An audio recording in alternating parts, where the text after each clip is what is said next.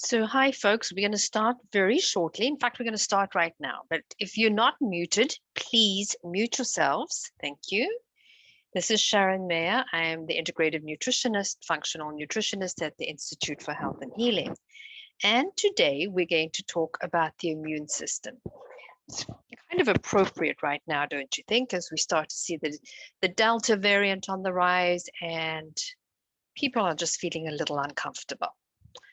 So what is the immune system and how it's impacted is what we're going to be talking about now. So we're continually exposed to organisms, you know, we inhale them, we swallow them, they inhabit our skin, our mucous membranes.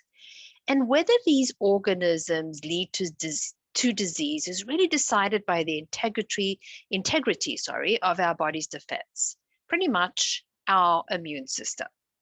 And when our immune system is working really well, we don't even notice it. But when we have an under or overactive system, we are at a greater risk of developing infections and impacting our health in other different ways. So what is the immune system? We talk about it very often. And so the question is, what is it and how does it work? So the immune system is an interactive network of organs, white blood cells, and proteins that protect the body from viruses, bacteria, or any other foreign substances. It also works by neutralizing and removing pathogens like bacteria, viruses, parasites, or fungi that enter the body. It also recognizes and neutralizes harmful substances from the environment, and it fights against the body's own cells that have changed due to an illness. You know, when we think about cancer, that's one of the way the body works at removing some of those cells that have changed in a dangerous way. What we now know is an underactivity or an underactive immune system can result in severe infections and tumors or anything immunodeficient. And then overactivity results in allergic reactions and autoimmune diseases. So for our body's natural defense to run smoothly, the immune system must be able to differentiate between self and non-self cells, organisms and substances. And so how does this work? What does this look like? So when we think about non-self substances, these are called antigens, which includes the proteins on the surfaces of bacteria, fungi, and viruses. Cells of the immune system detect the presence of these antigens and work to defend themselves. Self substances are proteins on the surface of our own cells, and normally the immune system has already learned at an earlier stage to identify these proteins as self. But when it identifies its own body as non-self and then fights it, This is what we call an autoimmune reaction. Hashimoto's, rheumatoid arthritis, the list is long. The amazing thing about the immune system is that it is constantly adapting and learning so that the body can fight against bacteria or viruses that change over time. You know, we constantly encountering different viruses and pathogens. And so our immune system is constantly adapting to those.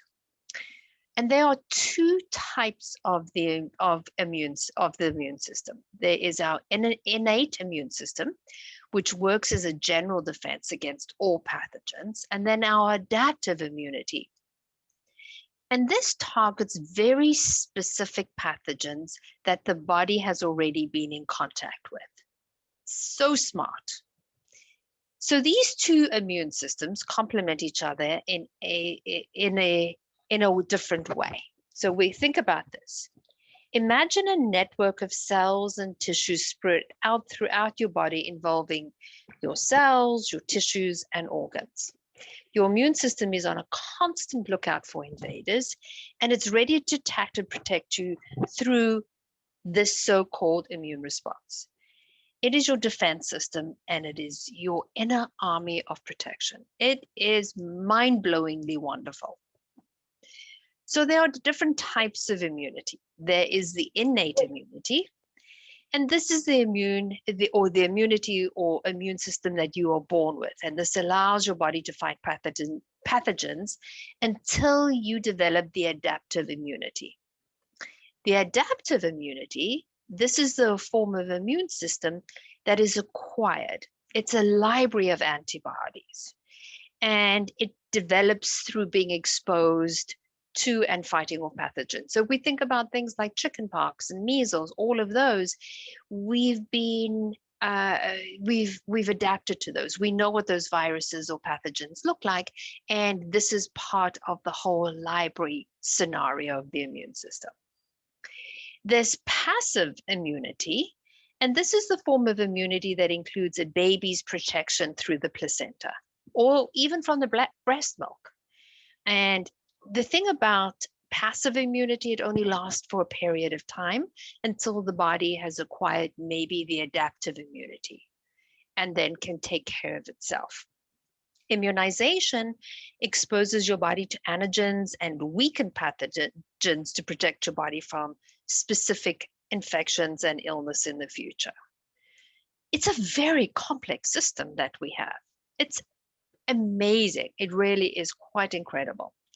Now, what are the foods that support our immune system? Well, firstly, I'm going to talk about the foods that really impact our immune system negatively. And yes, you can guess it, sugar. Sugar and high carbs will definitely impact that in not such a great way. So one of the things that we know is it weakens the immune system. And one of the big reasons for this is that white blood cells require vitamin C to perform certain functions.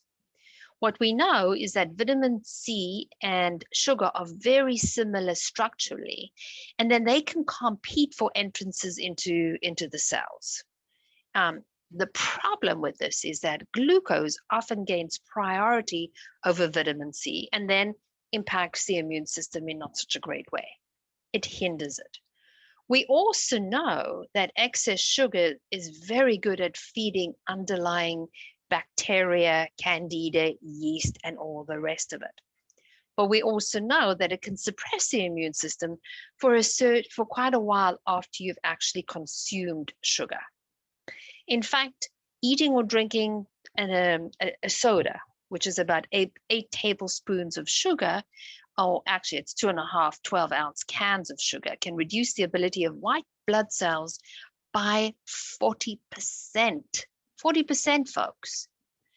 And may last for 5 hours after you actually drunk that soda. So, you know, you got to give it up, right?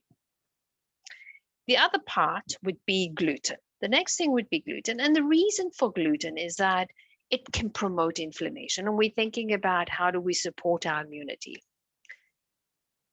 And actually, it's not about, we want to support the immune system rather than boost it. Because if we boost the immune system, it becomes hyperactive. We want to just support the immune system, right? And when we think about COVID, a lot of impact with COVID is inflammation, and inflammation is also part of that immune system. The thing about gluten, it promotes inflammation at the gut level. So we want to make sure that we're supporting the entire body and having less of that. If you're very sensitive to gluten, you might want to eliminate it all completely. The thing about the gluten, it disrupts gut bacteria. So then we start to look at dysbiosis. It promotes inflammation, and then it has an impact on blood sugar and insulin because it is a fairly high glycemic food. So with that, it impacts how insulin, the amount of insulin that is excreted, which means that can promote some inflammatory response too.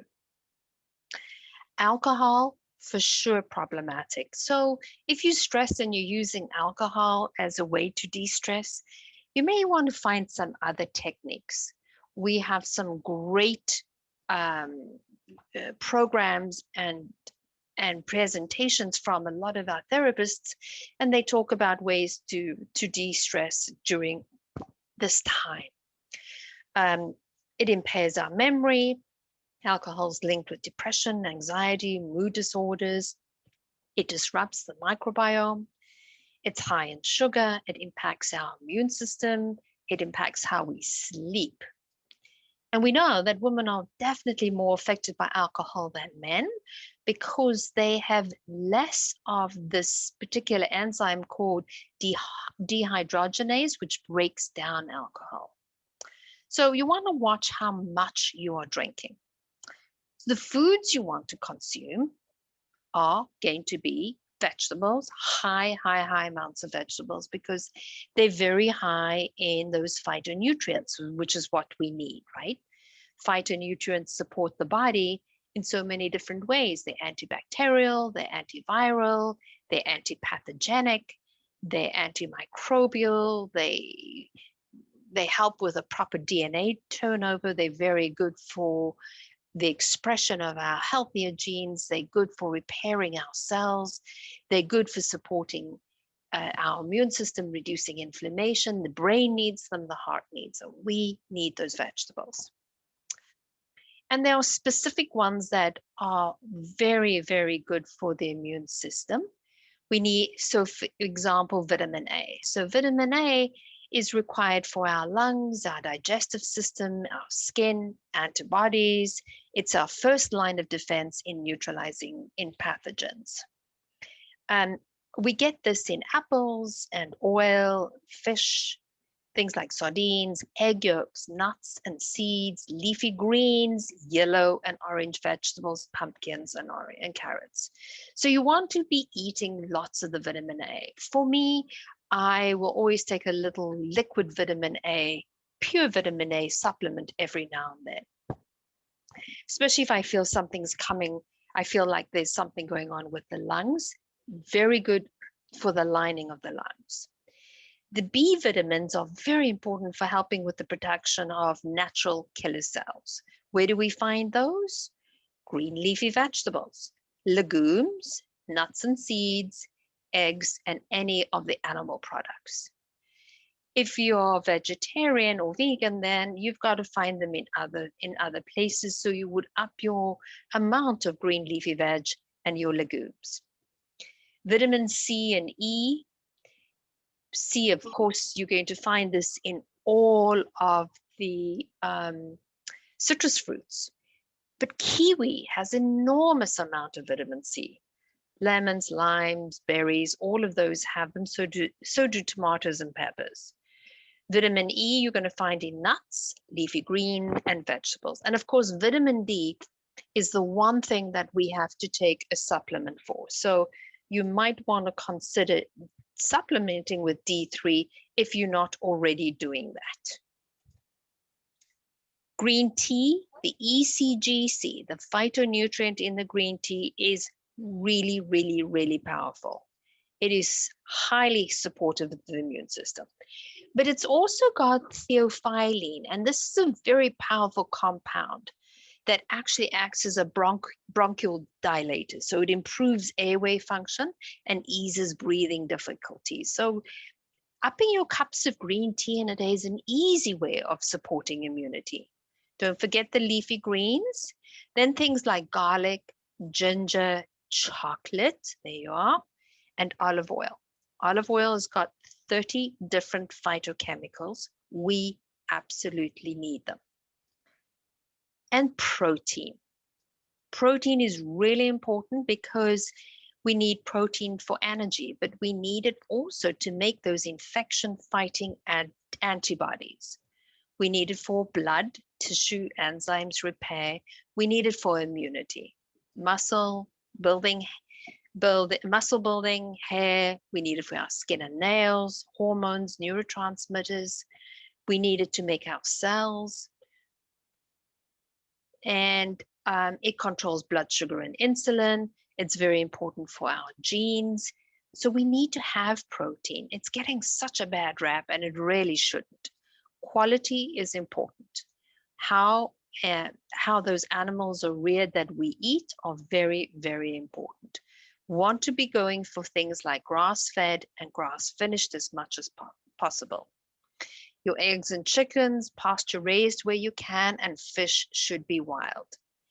And maybe a bit of organ meat. I know a lot of people balk at the idea of eating organ meats, but I think this is a great way to get vitamin A from kidney and some of the heart, liver.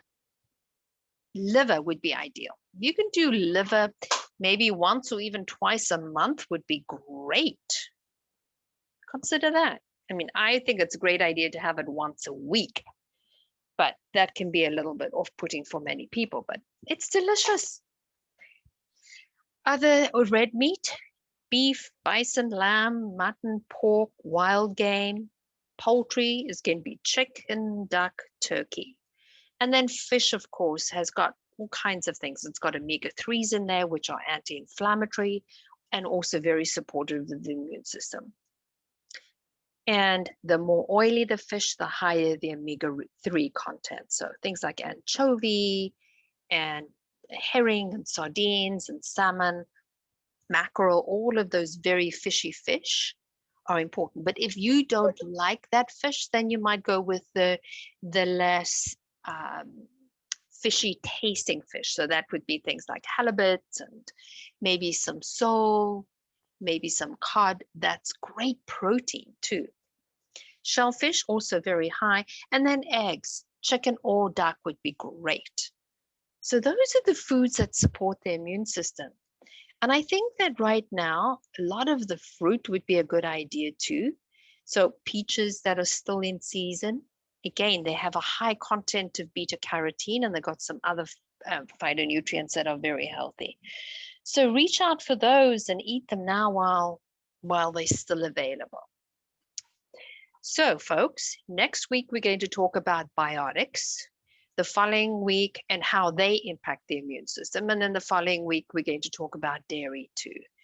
So if you've got any questions, you can send them via the chat box right now. And also just to remind you that we have the survey in the chat box, and we would love you to complete that because it gives us ideas of what to talk about and what you think is necessary for you. So any questions? Go ahead.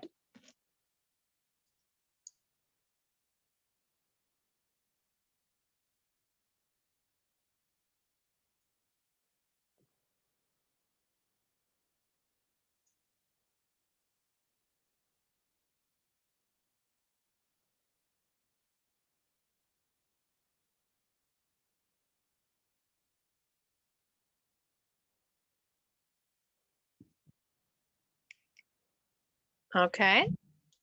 I don't see any questions coming up, so that I'll give you a little bit more time.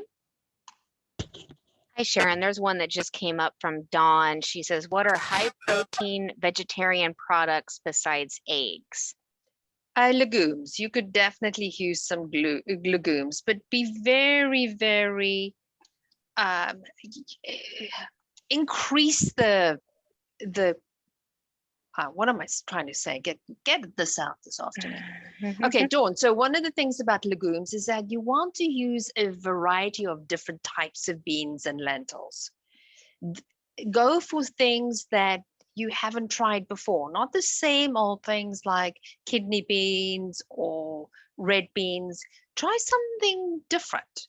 Lupini.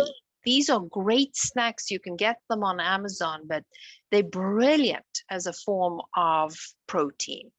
And if you're also going to use legumes, try something like Rancho Gordo, RANCHO GORDO. They have all the heirloom beans. These are beans that have not been hybridized. Make sure that you diversify a little with those. Okay, any other questions?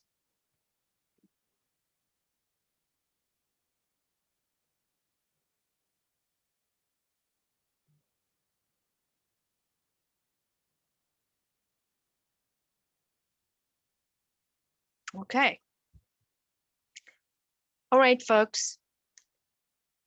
Next week, biotics. Take care of yourself this week, and we'll check in next. Bye.